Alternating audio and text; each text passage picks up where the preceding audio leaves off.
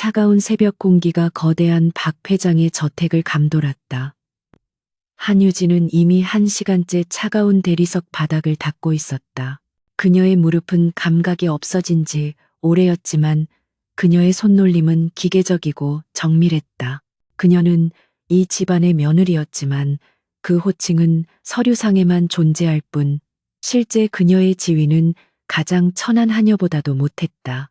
그녀는 채성그룹 박씨 일가에 보이지 않는 그림자였다. 박 회장의 아내이자 실질적인 안주인인 왕 여사는 매서운 눈초리로 아침 식사가 차려지는 다이닝룸을 훑어보고 있었다. 그녀의 시선이 아주 미세하게 먼지가 앉은 은촛대에 머물렀다. 한유진, 이리 와 봐. 이게 지금 눈에 보이지도 않는 게야? 내년이 이 집안에 들어와서 제대로 하는 일이 도대체 뭐야? 밥만 축내는 버러지 같은 년. 왕 여사의 날카로운 목소리가 아침의 정적을 깼다. 유진은 묵묵히 걸레를 내려놓고 다이닝룸으로 향했다. 그녀의 얼굴에는 어떤 감정도 드러나지 않았다. 이런 모욕은 그녀의 일상이었다. 죄송합니다, 어머님. 바로 다시 닦겠습니다. 그녀의 목소리는 낮고 차분했다. 그녀는 왕 여사의 분노가 자신을 향한 것이 아니라 어젯밤 주가 하락으로 인한 짜증을 풀 대상이 필요했기 때문임을 알았다. 왕 여사는 유진의 그 순종적인 태도가 오히려 더 거슬렸다.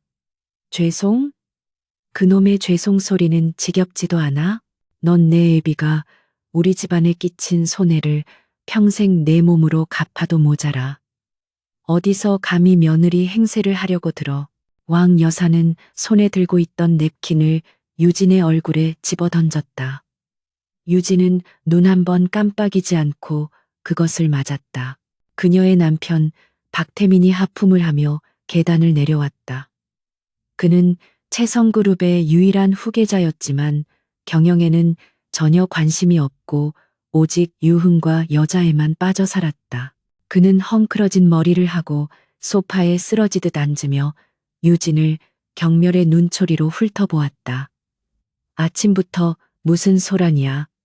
아, 또 당신이야. 정말 재수 없게 내 눈앞에서 좀 사라져 줄래? 당신 얼굴만 봐도 토할 것 같으니까. 유진은 대답 대신 조용히 몸을 돌려 부엌으로 향했다. 박태민에게 줄 해장국을 데우기 위해서였다.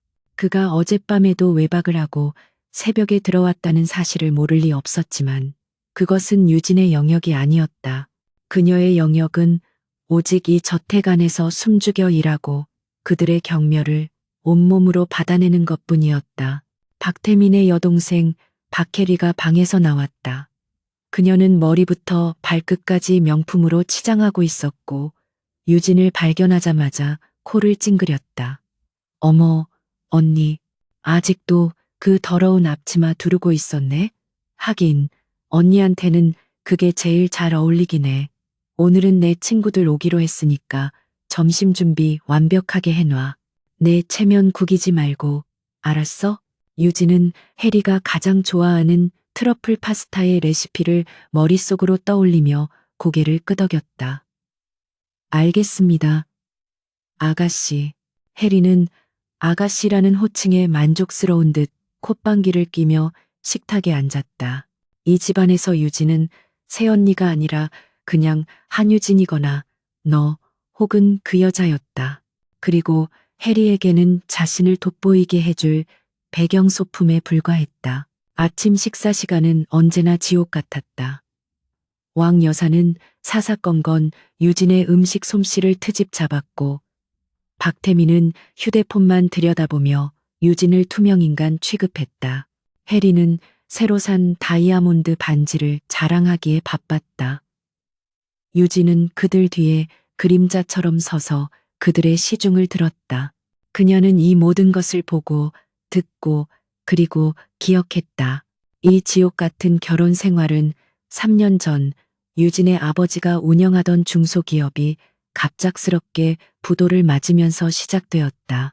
채성그룹은 그들의 회사를 헐값에 인수합병했고 그 과정에서 유진의 아버지는 모든 책임을 뒤집어 쓴 채 뇌물수수 혐의로 감옥에 갔다. 유진은 아버지를 구하기 위해 스스로 박태민과의 정략 결혼을 받아들였다. 그녀는 그것이 아버지를 구하는 길이라 믿었지만 실상은 박 씨 일가의 놀이개로 들어온 것뿐이었다. 그녀의 아버지는 감옥에서 병을 얻어 세상을 떠났고 유진은 이 저택에 완벽하게 고립되었다.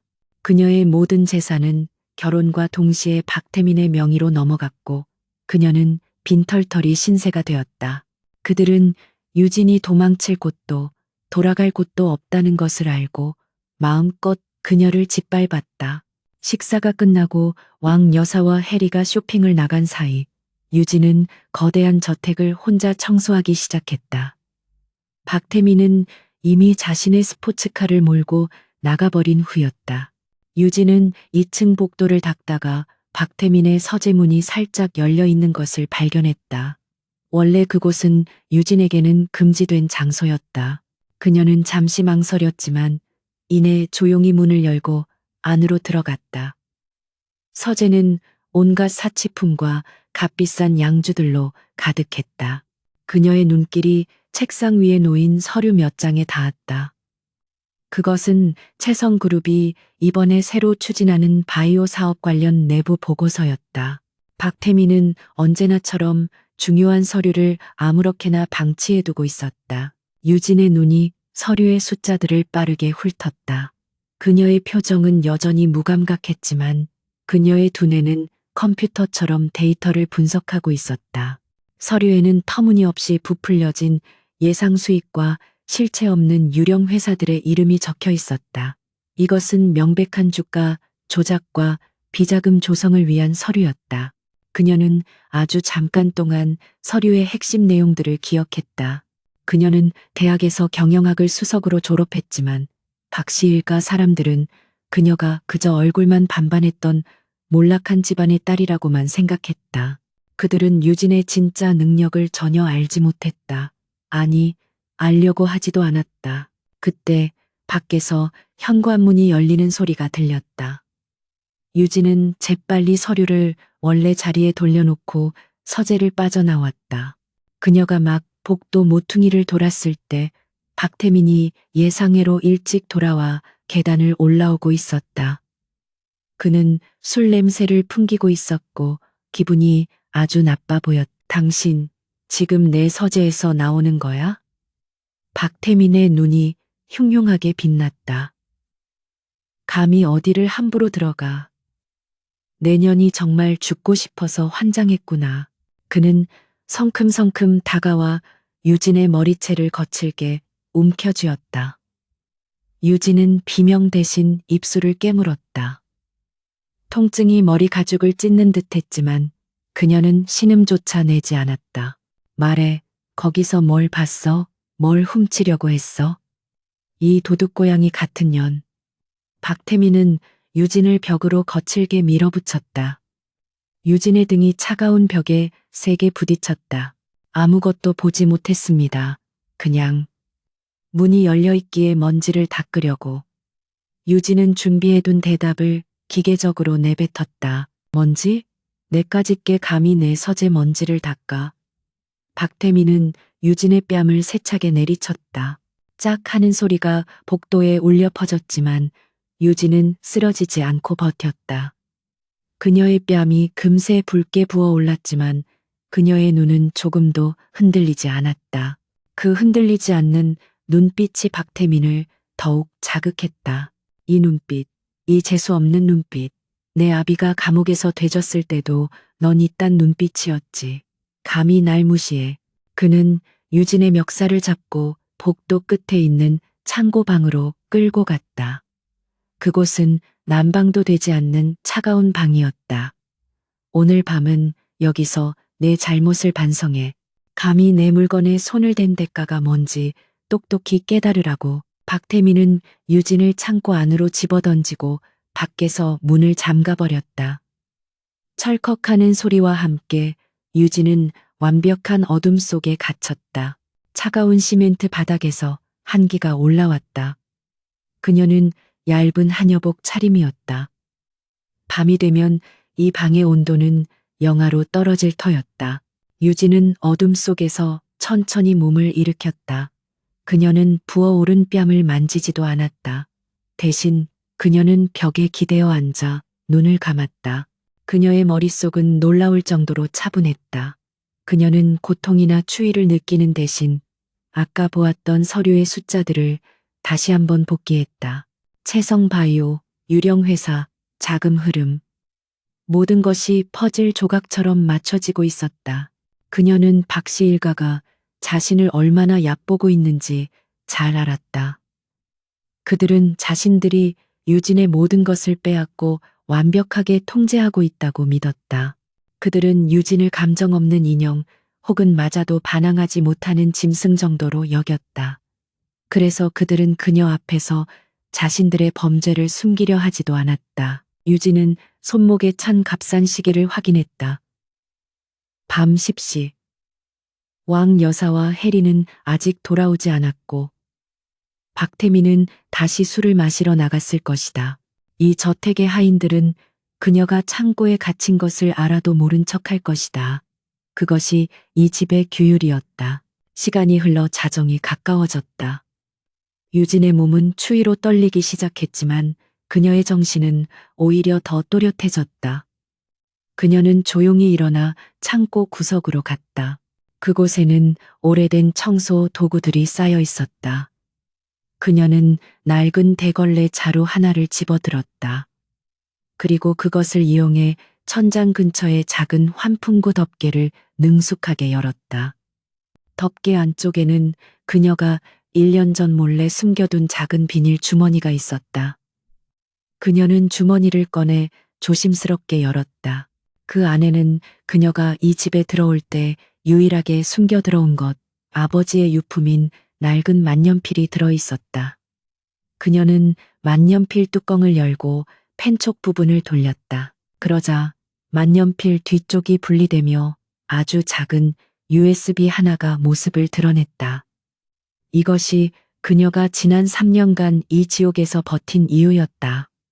그녀는 USB를 차가운 손에 꽉 쥐었다. 이 안에는 아버지가 돌아가시기 전 채성그룹의 초기 비리 장부를 백업해둔 원본 파일이 들어있었다. 아버지는 이것을 유진에게 맡기며 때가 될 때까지 기다리라고 했었다. 유진은 아버지가 왜 자신을 이 지옥으로 보냈는지 어렴풋이 이해하기 시작했다. 아버지는 유진이 복수심에 불타 섣부른 행동을 할까봐 두려워했다. 하지만 동시에 아버지는 유진의 능력을 믿었다. 유진은 단순한 복수가 아니라 완벽한 파멸을 준비해야 했다. 그리고 오늘 박태민의 서재에서 본 서류는 그 마지막 퍼즐 조각이었다.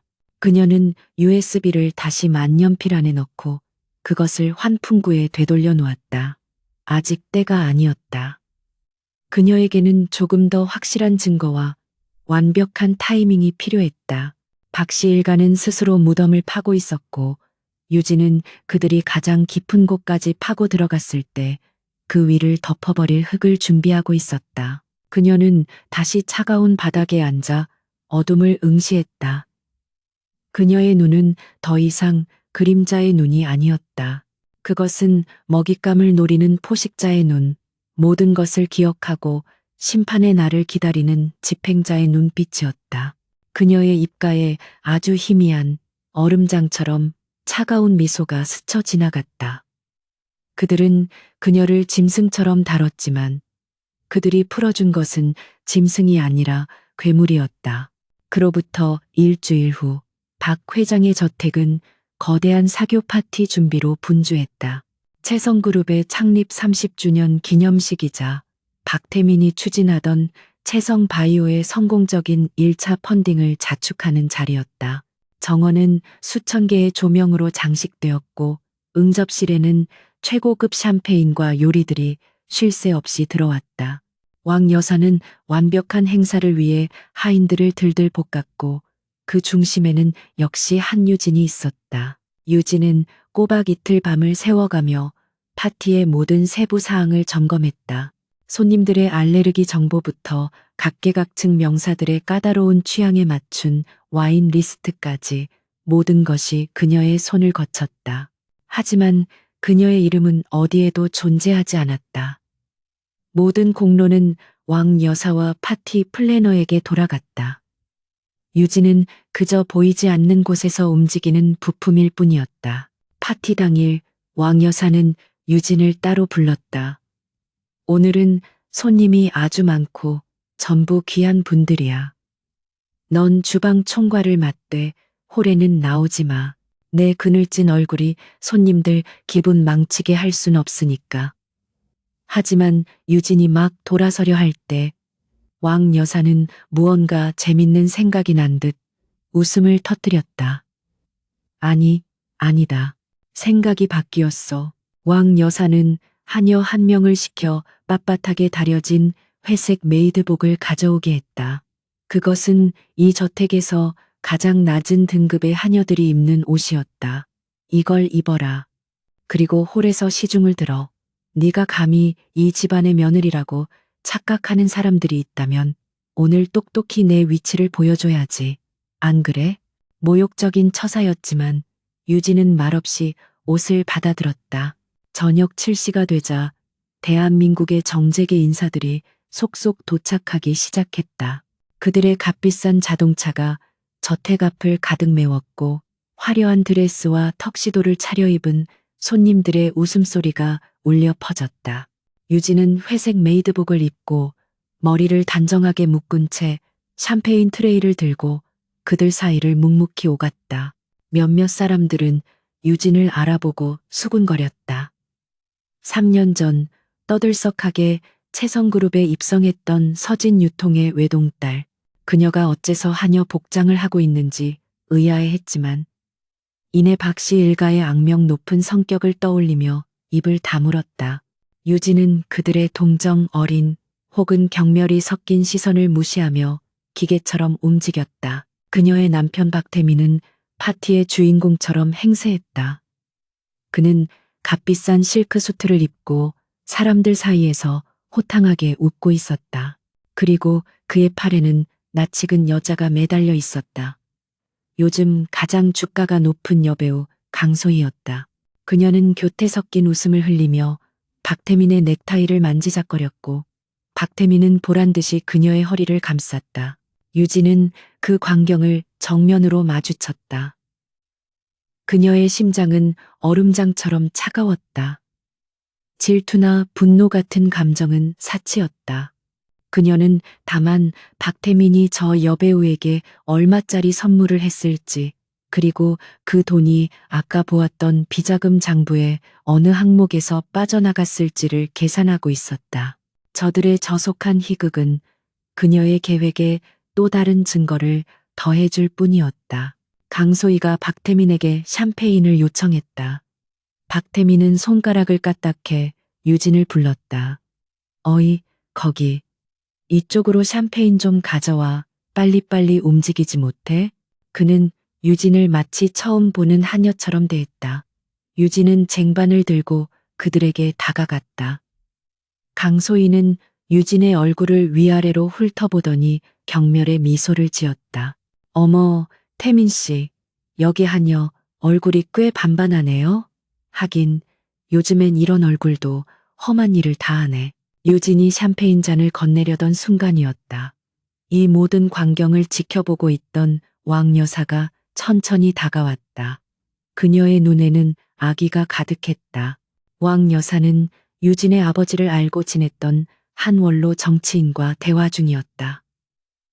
그 정치인은 유진을 알아보고 안타까운 표정을 짓고 있었다.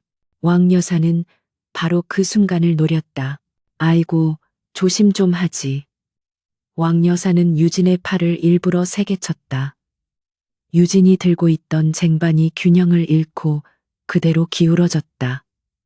와장창 하는 소리와 함께 수십 개의 샴페인 잔이 바닥으로 쏟아졌고 비싼 샴페인과 유리 조각이 유진의 옷과 바닥을 적셨다. 음악이 멎고 모든 사람의 시선이 집중되었다. 유진은 흠뻑 젖은 채 그 자리에 서 있었다. 샴페인이 그녀의 머리에서부터 발끝까지 흘러내렸다. 왕 여사는 기다렸다는 듯이 비명을 질렀다.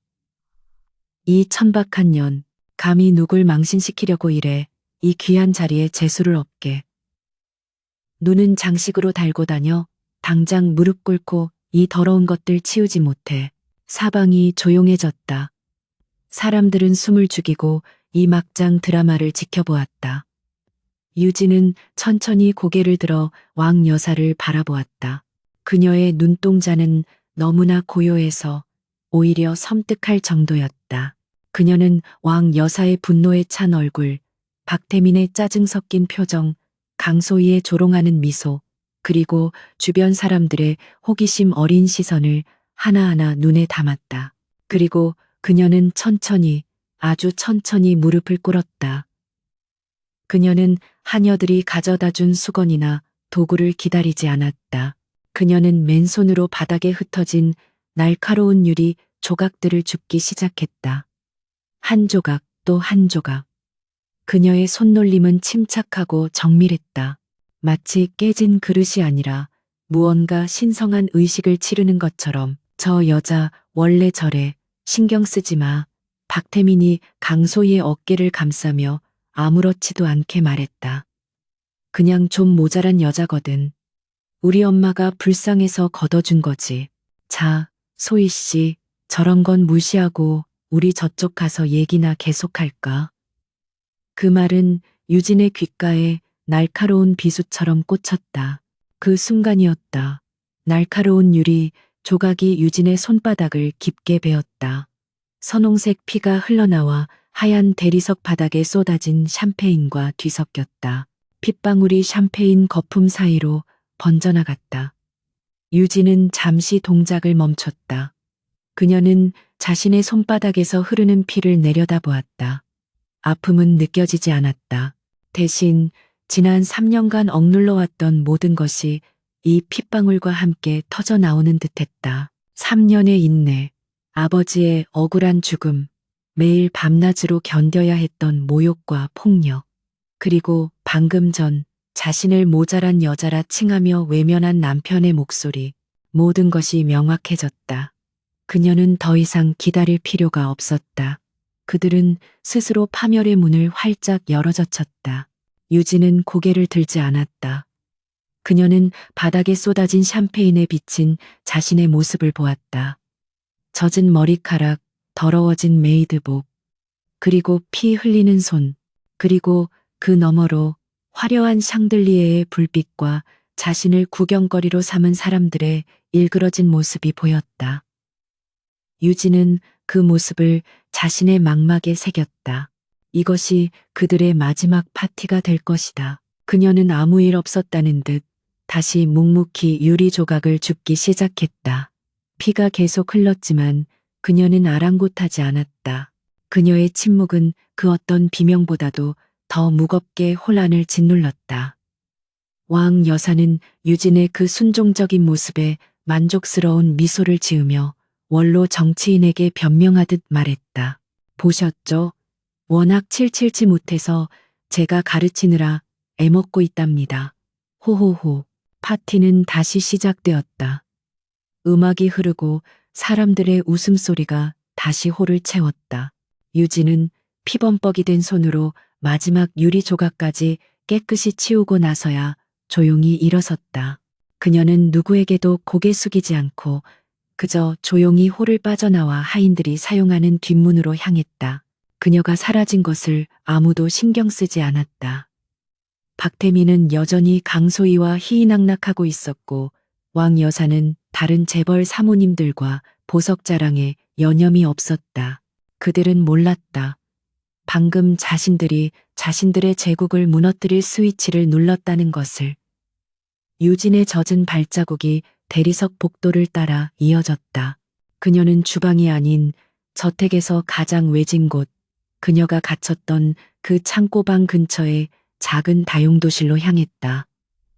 그곳에는 그녀의 진짜 무기가 기다리고 있었다. 파티의 소음이 잦아든 것은 새벽 2시가 넘어서였다. 화려했던 저택은 술과 음식 냄새, 그리고 귀족들의 공허한 웃음소리가 빠져나간 뒤 깊은 침묵에 잠겼다. 하인들은 지친 몸을 이끌고 뒷정리를 하고 있었지만 아무도 감히 저택의 가장 구석진 곳 옥탑방으로 이어진 좁은 계단을 오르려 하지 않았다. 그곳은 한유진의 유배지이자 그녀만이 아는 성역이었다. 유진은 젖은 메이드복을 갈아입지도 못한 채 옥탑방의 차가운 바닥에 앉아 있었다. 방 안에는 낡은 침대와 작은 책상 하나가 전부였다. 창문 틈으로 스며드는 겨울 바람이 살을 애는 듯했다. 그녀는 엉망이 된 손바닥을 내려다보았다. 굳어진 피가 상처 주위를 검붉게 물들였고 날카로운 통증이 욱신거렸다. 그녀는 책상 서랍에서 작은 구급상자를 꺼냈다. 그 안에는 소독약과 거즈 몇 장이 전부였다. 그녀는 익숙한 손놀림으로 소독솜을 들어 상처를 닦아냈다. 알코올이 살갗을 파고드는 고통에도 그녀는 눈썹 하나 까딱하지 않았다. 그녀의 얼굴은 3년 동안 유지해왔던 순종적이고 겁에 질린 가면을 벗어 던진 뒤였다. 그 자리에는 얼음장 같은 냉정함과 강철 같은 결의만이 남아 있었다. 3년 전 아버지가 돌아가시고 이 집에 끌려오듯 들어온 날, 유진은 결심했다. 단순히 복수하는 것이 아니라 그들이 아버지를 짓밟고 서진 유통을 삼켰던 방식 그대로 그들의 제국을 송두리째 무너뜨리겠다고. 그녀는 짐승처럼 굴욕을 견디고 그림자처럼 모든 것을 보고 들었다. 그들은 그녀를 하찮게 여겼기에 그녀 앞에서 자신들의 약점과 비밀을 아무렇지도 않게 노출했다. 그리고 오늘 밤 왕 여사의 그 모욕적인 손길과 박태민의 경멸, 어린 한마디는 유진이 그어놓은 마지막 선을 넘어버렸다. 모자란 여자. 그 한마디가 그녀의 인내심을 끊어버렸다. 그녀는 더 이상 기다릴 이유가 없었다. 그녀는 상처를 대충 감싼 뒤 침대 밑으로 기어 들어갔다. 방구석 낡은 마룻바닥 한쪽에는 미세하게 틈이 벌어진 곳이 있었다.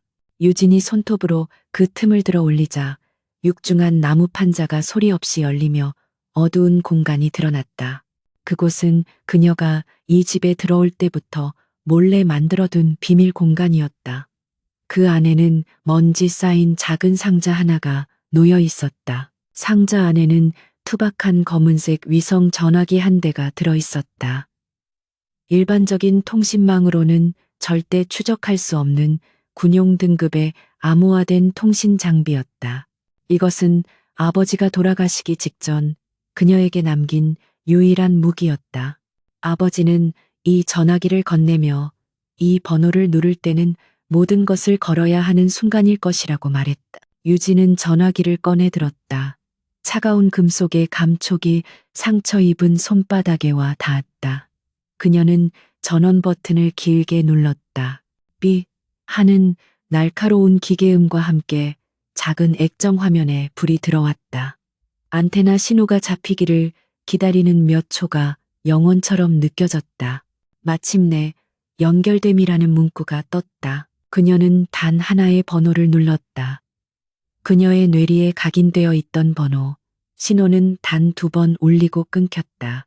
그리고 수화기 저편에서 낮고 침착한 남자의 목소리가 들려왔다. 네. 유진은 숨을 깊게 들이마셨다. 그리고 입을 열었다. 최 실장님, 저예요. 한유진. 그녀의 목소리는 완전히 다른 사람의 것이었다. 지난 3년간 박시일 일가 앞에서 내뱉었던 힘없고 떨리던 목소리가 아니었다. 그것은 차갑고 날카로우며 한치의 망설임도 없는 절대적인 권위가 담긴 목소리였다. 수화기 너머의 남자는 잠시 숨을 멈춘 듯했다. 아가씨, 드디어 최 실장의 목소리가 미세하게 떨렸다. 그는 서진 유통의 창립 멤버이자 유진의 아버지가 가장 신뢰했던 비서실장이었다. 3년 전 서진 유통이 해체될 때 유진은 그에게 아버지의 비자금과 핵심 인력들을 맡기고 지하로 숨어들게 했다. 오래 기다리셨습니다. 명령을 내려주십시오. 유진은 창밖의 어두운 하늘을 바라보았다. 저 아래 호화로운 정원에는 아직도 파티의 잔재가 널브러져 있었다.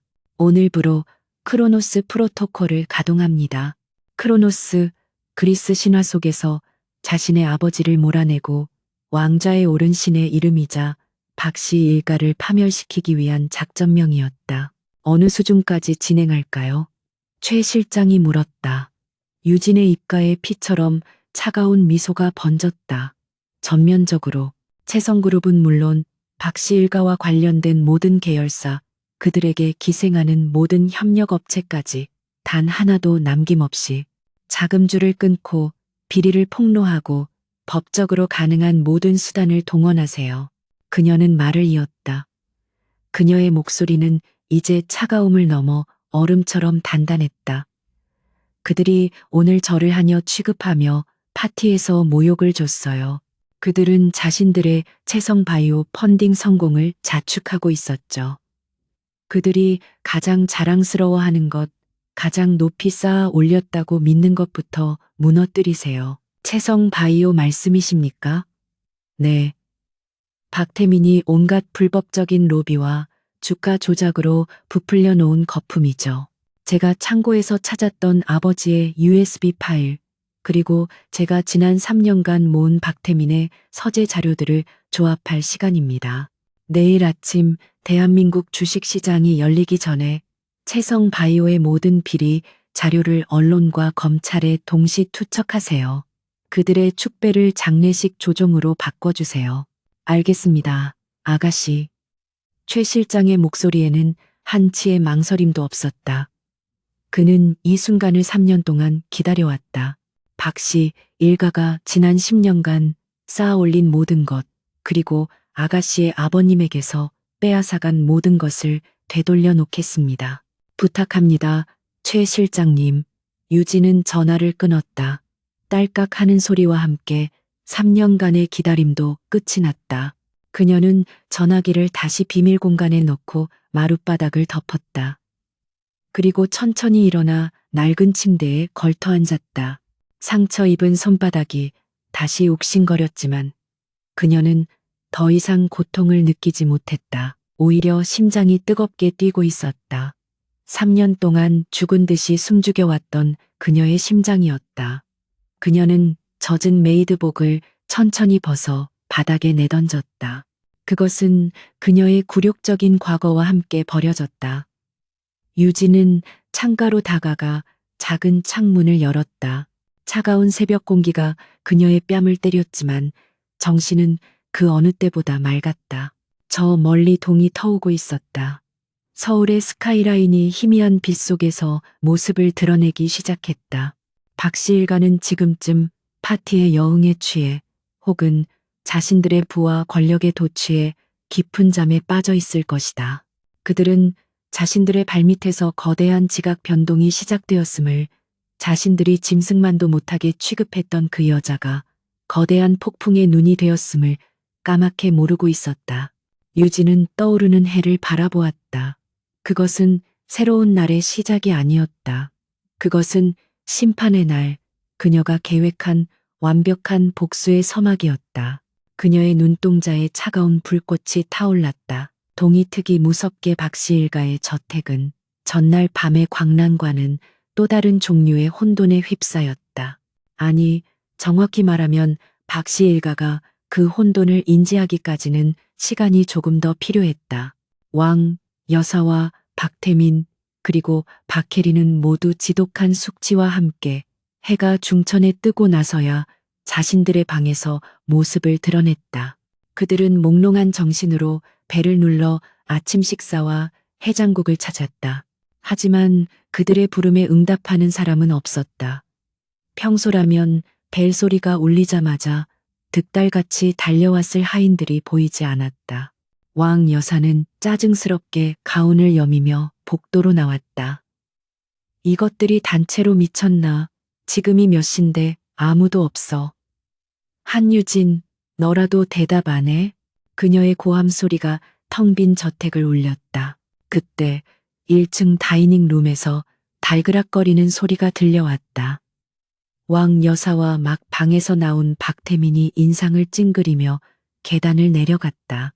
다이닝 룸에는 한유진이 서 있었다. 그녀는 어젯밤에 그 더럽혀진 메이드복이 아닌 자신이 이 집에 처음 들어올 때 입었던 낙지만 단정한 회색 원피스를 입고 있었다.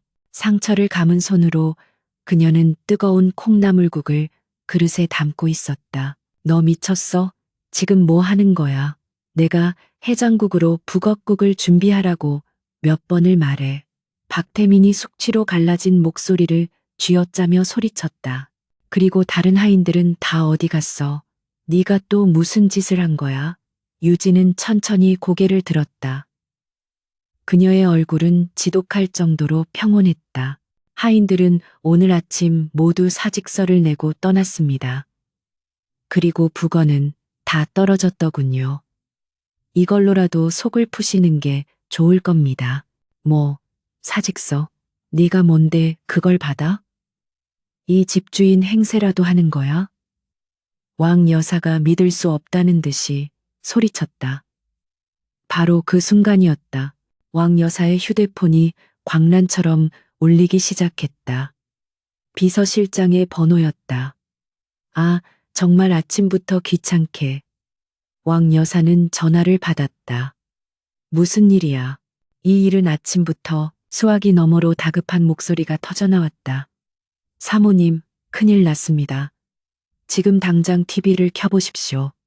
주식시장이, 왕 여사의 얼굴이 하얗게 질리기 시작했다. 그녀는 비틀거리며 거실로 달려가 리모컨을 찾았다.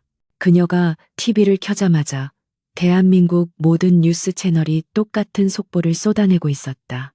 속보 채성그룹 사상 초유의 비자금 장부 유출. 채성바이오는 페이퍼 컴퍼니 의혹. 앵커의 흥분한 목소리가 거실을 가득 메웠다.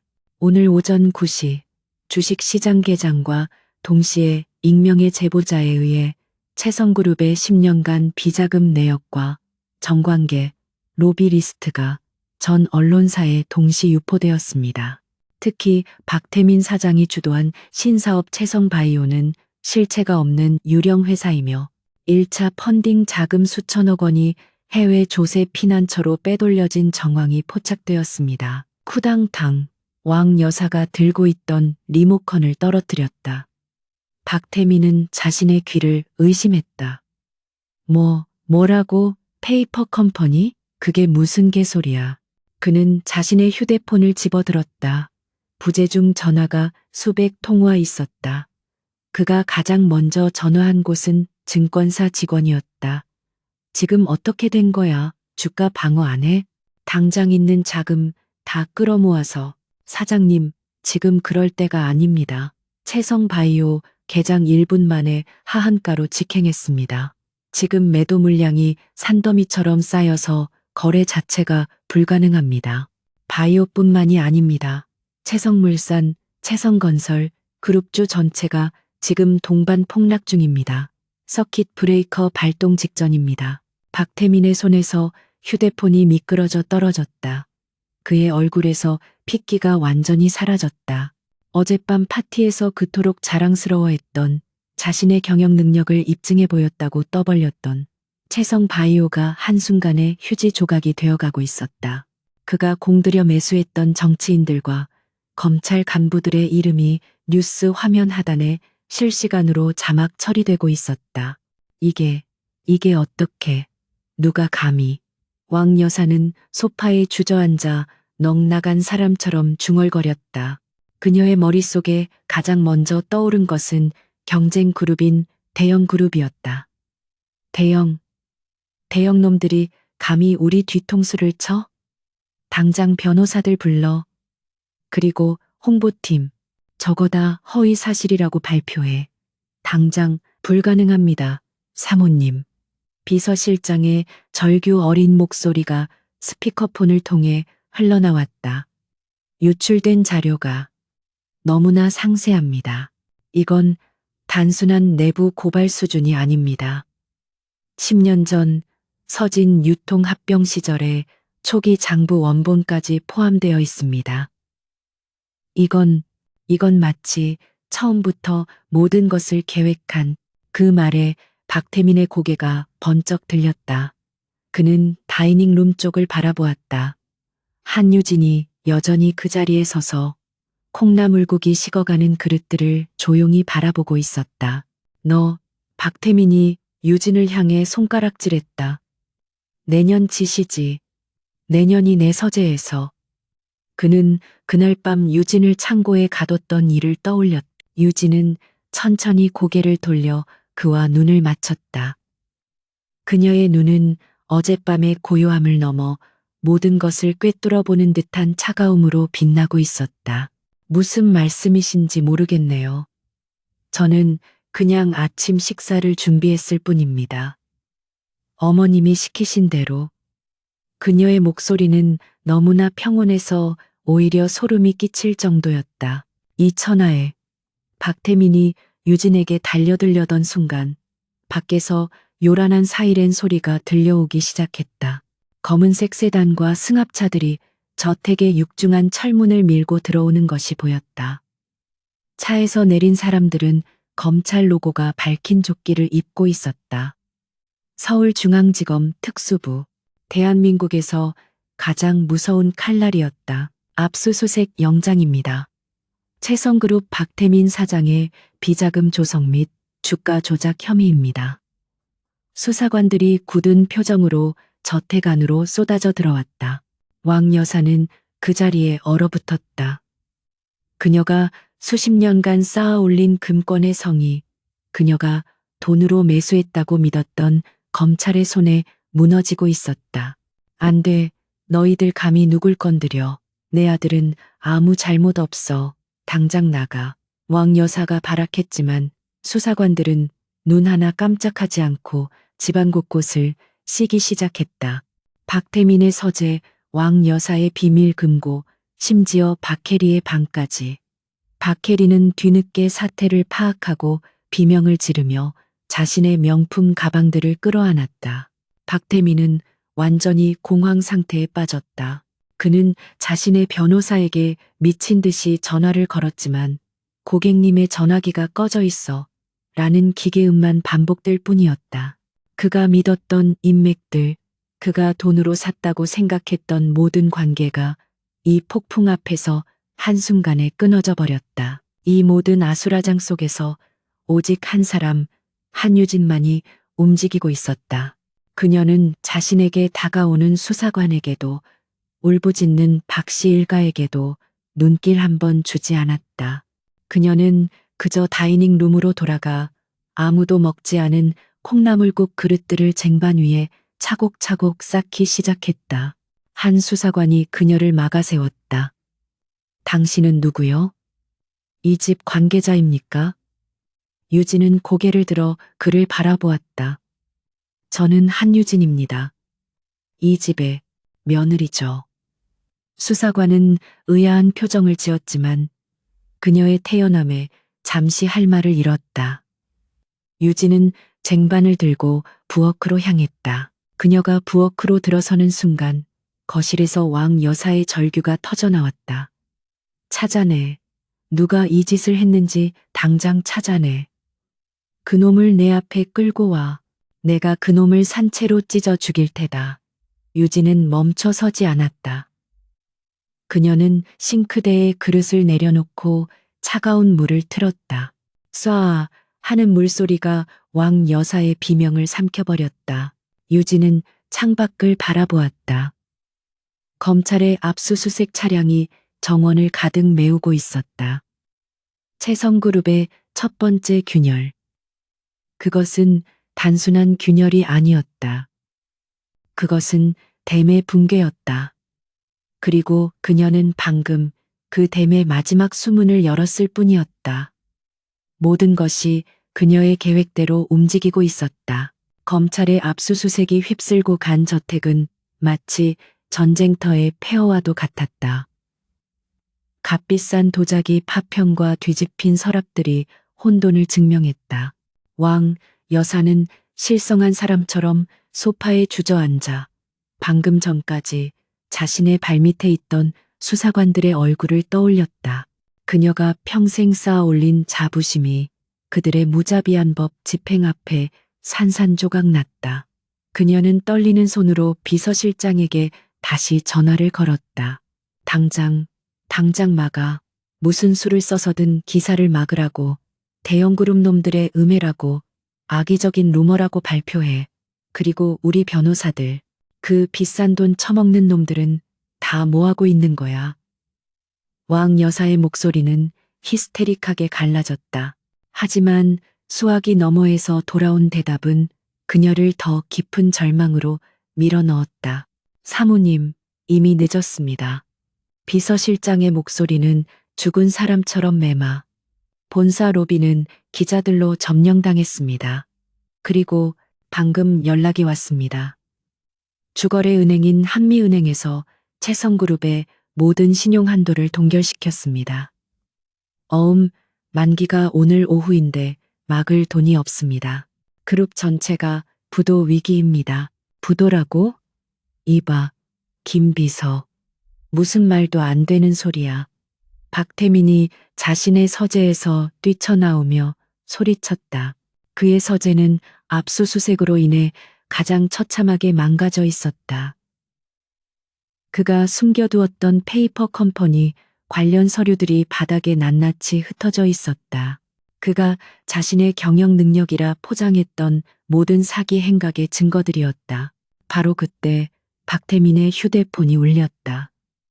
어젯밤 파티에서 그에게 축배를 건넸던 미국 헤지펀드 블랙스톤의 아시아 지부장이었다.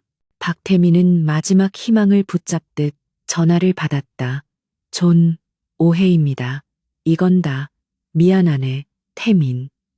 존의 목소리는 얼음장처럼 차가웠다. 우리는 채성바이오에 대한 모든 투자를 즉각 철회하겠네. 계약서에 도덕성 조항 위반이야. 곧 공식 서한이 갈 걸세. 전화가 끊겼다. 그리고 연이어 울리는 휴대폰, 프랑스 명품 브랜드 LVMH, 일본의 미쓰이 물산. 어젯밤까지만 해도 그에게 아첨하던 국제 파트너들이 약속이나 한 듯 계약 파기 통보를 보내왔다. 채성그룹이라는 거대한 배가 침몰하기 시작하자 쥐떼들이 가장 먼저 달아나고 있었다. 박태민은 벽에 주먹을 내리쳤다. 안 돼. 안 돼. 이건 내 꿈이었어. 이 모든 소동 속에서도 박혜리는 유일하게 상황 파악을 하지 못하고 있었다. 그녀는 어젯밤에 숙취가 가시지 않은 얼굴로 자신의 방에서 비명을 질렀다. 내 가방, 저것들이 내 한정판 버킨백에 더러운 손을 댔어. 그녀는 이 사태를 그저 검찰의 사소한 트집 정도로 여겼다. 그녀는 기분 전환이 필요하다며 외출 준비를 했다. 박혜리는 평소처럼 청담동의 최고급 명품 편집샵으로 향했다. 어머, 혜리 씨, 안색이 안 좋으시네요. 매니저가 가식적인 미소를 지으며 맞이했다. 시끄럽고 어제 들어온 신상 구두나 가져와 봐. 혜리는 거만하게 다리를 꼬고 앉아 마음에 드는 구두 몇 켤레를 골랐다. 그녀는 당연하다는 듯이 자신의 블랙카드를 내밀었다. 몇 분 후 매니저가 곤란한 표정으로 돌아왔다. 혜리 씨, 죄송하지만 이 카드가 한도 초과라고 나옵니다. 뭐, 말도 안 돼. 그럼 이 카드로 해. 혜리가 다른 VVIP 카드를 던지듯 내밀었다. 매니저는 다시 카드를 긁었고 표정은 더욱 굳어졌다. 이 카드 역시 승인 거절이 뜹니다. 혹시 다른 카드 없으신가요? 매장 안의 모든 시선이 혜리에게 쏠렸다. 방금 전까지 그녀에게 아첨하던 직원들과 다른 손님들의 눈빛이 노골적인 조롱으로 바뀌었다. 너 지금 날 무시해. 우리 아빠가 누군지 몰라. 혜리가 소리쳤지만 매니저는 차갑게 카드를 돌려주었다. 죄송합니다, 고객님. 결제가 안 되면 판매할 수 없습니다. 다른 분들이 기다리고 계셔서요. 수치심에 얼굴이 불타오른 혜리는 구두를 집어던지고 매장을 뛰쳐나왔다. 저택에 돌아온 혜리의 울부짖음이 왕 여사와 박태민의 절망과 뒤섞였다. 왕 여사는 마지막 남은 인맥을 총동원했다. 그녀가 수십 년간 검은 돈으로 관리해온 정치인들, 법조계 인사들에게 전화를 돌렸다. 여보세요? 나 왕 여사야. 지금 우리 집이. 미안하네. 나 지금 중요한 회의 중이라네. 딸까. 다음 전화도 마찬가지였다. 총장님, 제발, 왕 여사, 당분간 나한테 연락하지 마시오. 이만. 그들이 한 배를 탄 동지라고 믿었던 모든 이들이 그들을 외면했다. 채성이라는 거대한 배가 침몰하는 지금, 함께 뛰어드는 바보는 없었다. 그들은 완벽하게 고립되었다. 박태민은 마루에 주저앉아 텅 빈 눈으로 TV 화면만 바라보았다. 화면 속에서는 그가 저질렀던 온갖 불법적인 프로젝트들과 해외로 빼돌린 자금 내역이 낱낱이 파헤쳐지고 있었다. 그리고 그 지옥도 속을 한유진이 조용히 걸어 다녔다. 그녀는 1층 로비에 깨진 유리 조각들을 치우고 있었다. 어젯밤 파티에서 그녀가 피를 흘리며 치웠던 바로 그 자리였다. 그녀의 손은 여전히 붕대로 감겨 있었지만 그녀의 동작에는 망설임이 없었다. 그녀는 박혜리의 울음소리도 왕 여사의 저주도 박태민의 공허한 신음도 듣지 못하는 사람처럼 묵묵히 자신의 일을 했다. 그녀는 저택의 복도를 걸었다. 한때 그녀를 짓밟았던 이 거대한 공간은 이제 죽어가고 있었다.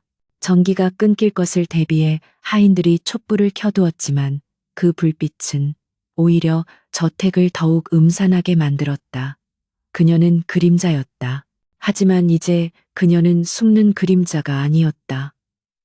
그녀는 이 저택의 죽음을 지켜보는 살아있는 그림자였다. 유진은 주방으로 들어가 차를 끓이기 시작했다. 아무도 마시지 않을 차였지만 그것은 이 집안의 며느리로서 그녀의 마지막 역할이었다.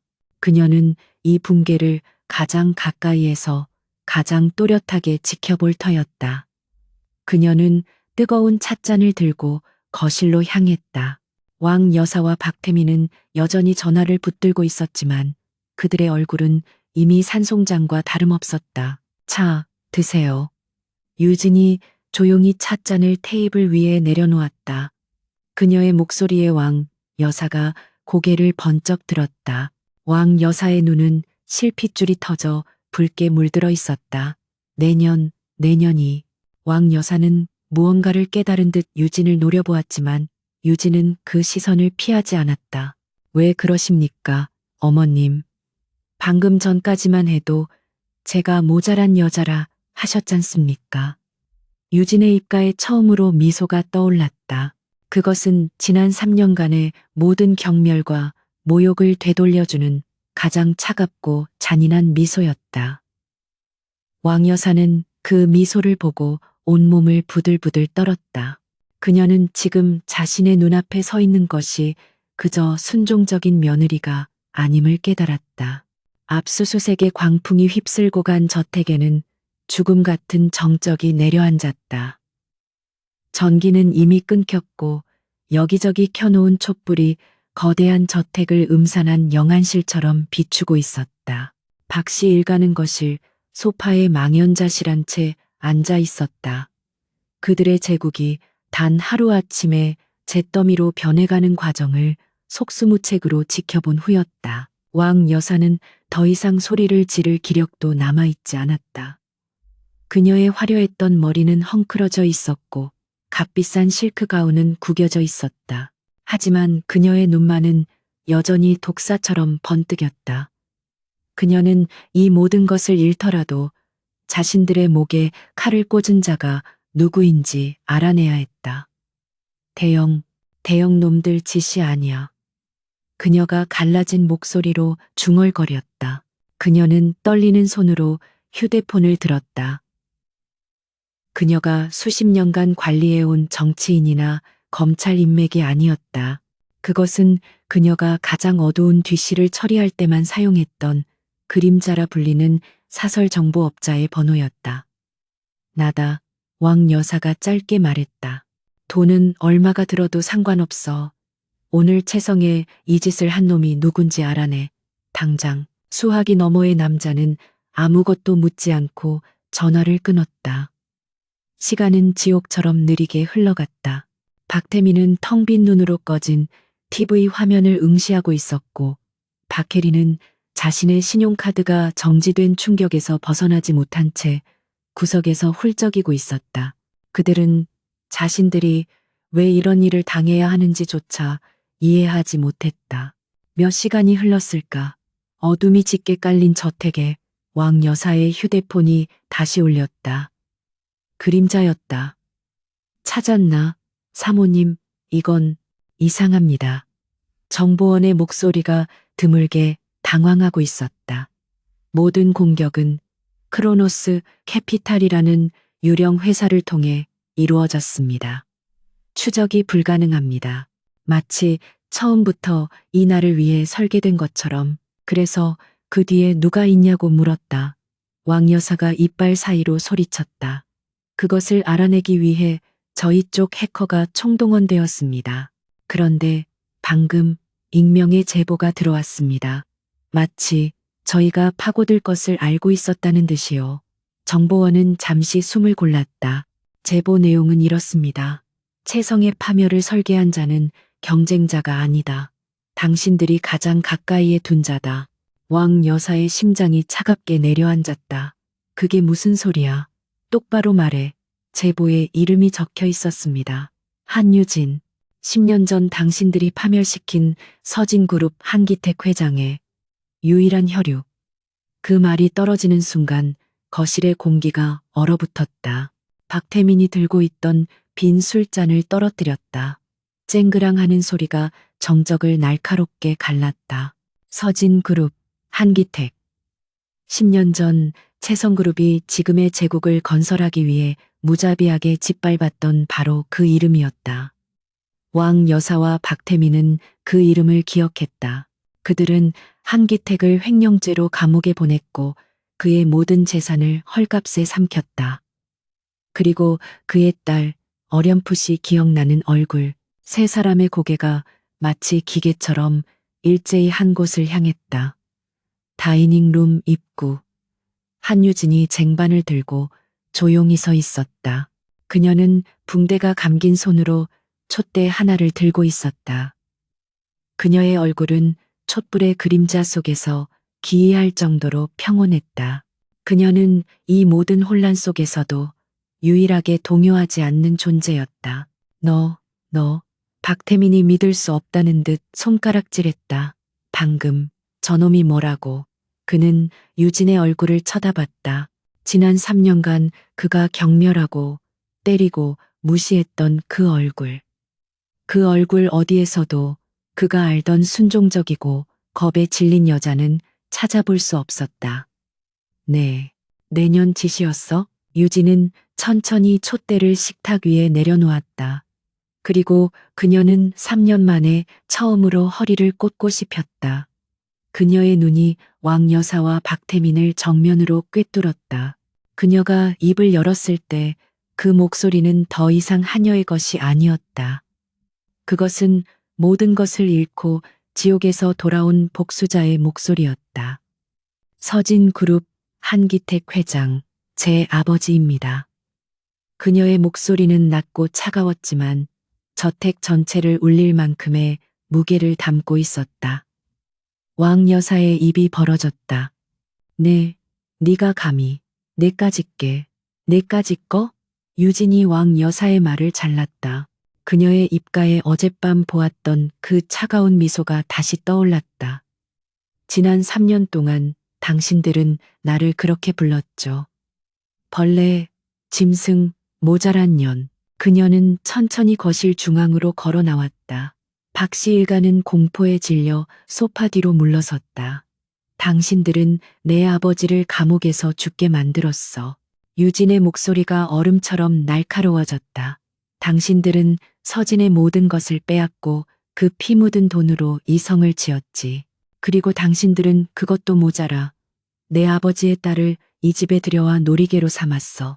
그녀는 왕 여사를 똑바로 바라보았다. 매일 아침 나를 모욕할 때마다 즐거웠습니까? 어머님, 어젯밤 모든 사람 앞에서 내 뺨을 때리고 나를 하녀 취급했을 때 당신의 그 오만함이 충족되었나요? 왕 여사는 아무 말도 하지 못했다.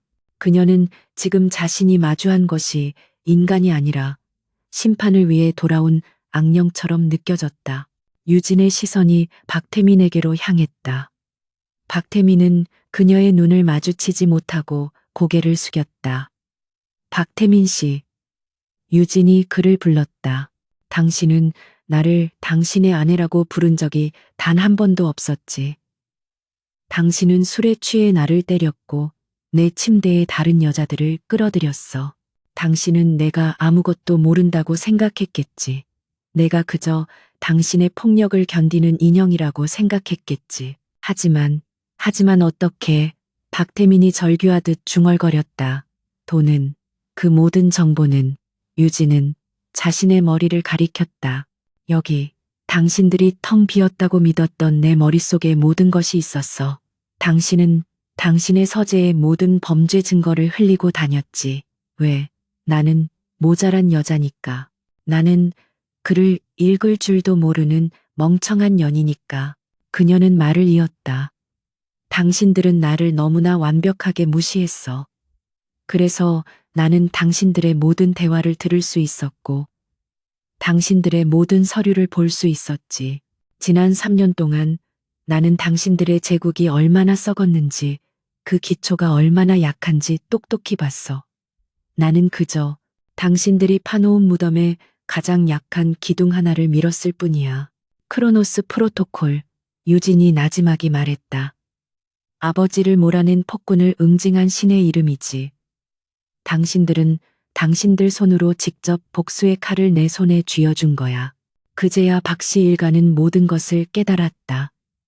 그들의 오만함이, 그들의 잔인함이, 그들의 경멸이 스스로를 파멸로 이끈 것이었다. 이 악마 같은 년, 왕 여사가 마지막 남은 힘을 쥐어짜 유진에게 달려들었다. 그녀의 손톱이 유진의 얼굴을 향했다. 하지만 유진은 눈 하나 깜빡하지 않았다.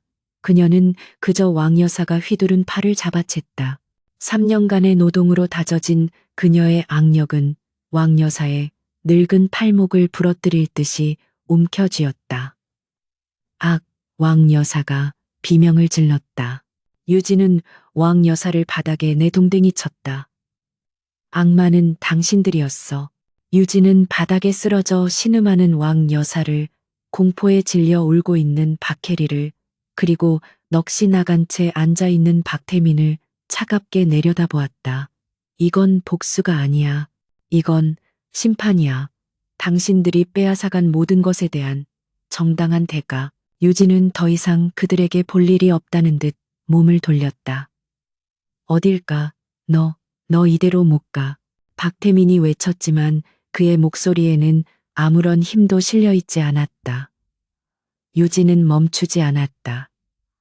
그녀는 저택의 현관문을 향해 걸어갔다. 3년 전 모든 것을 잃고 끌려 들어왔던 바로 그 문이었다. 그녀가 문을 열자 차가운 밤 공기가 쏟아져 들어왔다. 저택 밖은 이미 경찰차와 기자들의 플래시로 가득했다. 그들은 유진이 아닌 저택 안의 박씨 일가를 기다리고 있었다. 유진은 그 혼란을 뒤로하고 어둠 속으로 천천히 걸어나갔다. 그녀는 더 이상 며느리도 하녀도 그림자도 아니었다. 그녀는 한유진, 서진 그룹의 유일한 생존자이자 채성 제국을 무너뜨린 집행자였다. 한유진이 저택의 육중한 철문을 등지고 어둠 속으로 사라진 순간 그녀가 3년간 갇혀 살았던 지옥의 문도 닫혔다. 그녀가 떠난 자리에는 사이렌 소리와 기자들의 플래시 세례, 그리고 법의 차가운 집행만이 남았다. 그녀가 쏘아 올린 신호탄은 이제 그 누구도 막을 수 없는 거대한 산사태가 되어 박씨 일가를 덮치고 있었다. 박태민 씨, 특정 경제 범죄, 가중처벌 등에 관한 법률 위반, 주가 조작 및 횡령 혐의로 긴급 체포합니다. 수사관들이 넋이 나간 채 앉아있는 박태민에게 다가가 차가운 수갑을 꺼내 들었다. 뭐, 날 체포해? 너희들 미쳤어. 내가 누군지 알아. 이거 놔, 이 개자식들아. 박태민은 그제야 정신이 든 듯 발악하기 시작했다. 그는 유진이 사라진 현관을 노려보며 소리쳤다. 한유진, 그 악마 같은 년이. 그년이 꾸민 짓이야. 난 아무것도 몰라. 난 억울해. 하지만 그의 비명은 공허했다. 수사관들은 그를 거칠게 제 앞에 바닥에 씌이 눌렀다. 철컥하는 소리와 함께 그의 손목에 수갑이 채워졌다. 어젯밤 수백 명의 사람들 앞에서 자신의 성공을 자축하던 채성그룹의 황태자는 이제 촛불이 꺼져가는 어두운 거실에서 범죄자가 되어 끌려나가고 있었다. 깍, 저리가. 내 몸에 손대지 마. 박혜리 역시 수사관들에게 붙들렸다. 그녀는 자신의 방에서 발견된 불법 마약류 물론 이 역시 최 실장 측에서 미리 제보한 정보였다에 대한 조사를 위해 연행되고 있었다. 우리 아빠가 누군지 몰라? 너희들 다 죽었어. 아빠, 엄마, 나 좀 구해줘. 그녀의 울부짖음은 저택을 가득 메웠지만 그녀를 구해줄 사람은 아무도 없었다. 왕 여사는 이 모든 광경을 텅 빈 눈으로 지켜보고 있었다. 그녀는 반항하지 않았다. 그녀는 자신의 제국이 한순간에 무너졌음을, 그리고 그 중심에 자신이 짐승만도 못하게 취급했던 며느리가 있었음을 깨달았다. 그녀는 자신의 오만이 빚어낸 이 처참한 결과를 받아들일 수밖에 없었다. 왕 여사님, 당신을 서진 유통불법 합병 및 배임, 수천억 원대 탈세 혐의로 체포합니다. 왕 여사는 수갑이 채워지는 순간에도 유진이 서 있던 현관문에서 눈을 떼지 못했다. 그녀의 눈에는 분노도 슬픔도 아닌 차가운 공포만이 남아 있었다. 그녀는 자신이 키운 것이 아니라 스스로 봉인을 푼 재앙을 마주했던 것이다. 그날 밤 채성그룹 박씨 일가 전원이 구속 수감되었다. 대한민국을 떠들썩하게 했던 채성게이트의 서막이었다. 유진이 제공한 증거는 너무나도 치밀하고 방대했다.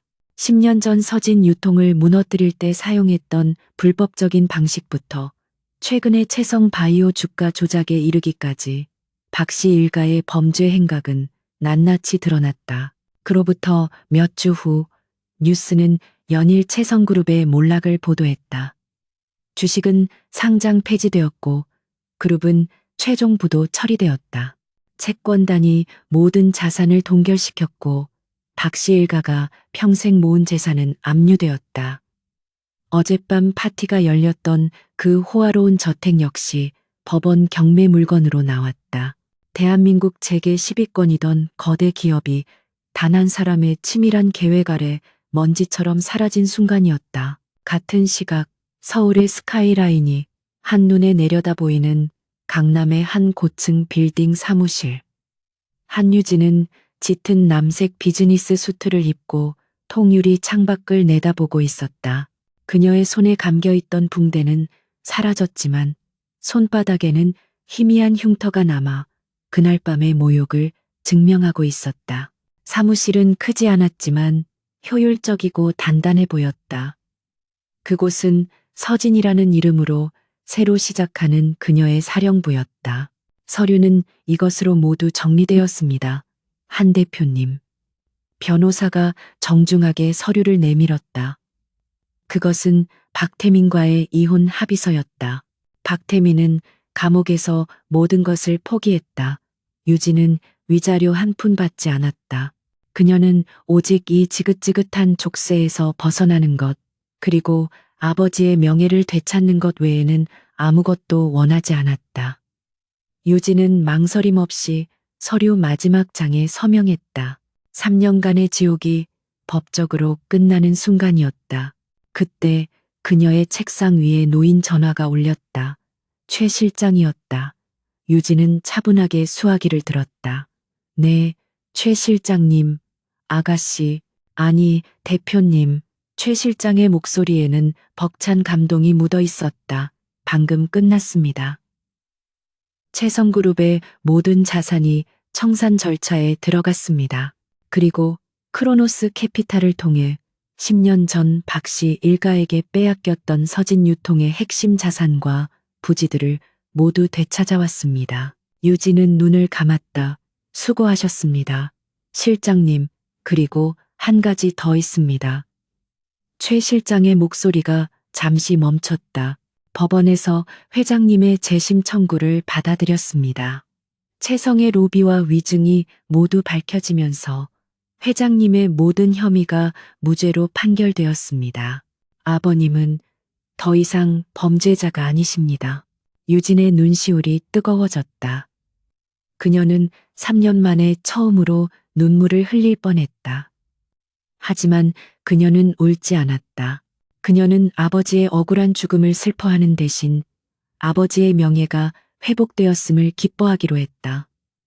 감사합니다. 정말 감사합니다. 유진은 전화를 끊고 다시 창밖을 바라보았다. 저 멀리 대형 전광판에서 뉴스 속보가 흘러나오고 있었다. 몰락한 박씨 일가의 저택이 굳게 닫히고 법원에 붉은색 봉인 딱지가 붙는 장면이었다. 그들이 유진에게 주었던 굴욕과 고통의 상징이었던 그곳이 이제 완벽하게 끝났음을 알리고 있었다. 그녀는 더 이상 기쁨도 슬픔도 분노도 느끼지 않았다. 오직 차가운 종결감만이 그녀를 감쌌다. 3년간의 악몽은 끝났다. 심판은 내려졌다. 그녀는 창가에서 몸을 돌려 자신의 책상으로 돌아갔다. 책상 위에는 그녀가 새로 설립할 서진의 미래 계획서가 놓여 있었다. 그녀는 더 이상 복수자가 아니었다. 그녀는 생존자였고 이제는 개척자였다. 그녀는 아버지에게서 물려받은 것이 아니라 그녀 스스로의 힘으로 새로운 유산을 쌓아 올릴 준비가 되어 있었다. 유진은 소화기를 들고 최 실장에게 다시 전화를 걸었다. 실장님, 이제 시작하죠. 그녀의 목소리는 차갑지만 새로운 미래를 향한 강한 의지로 가득 차 있었다.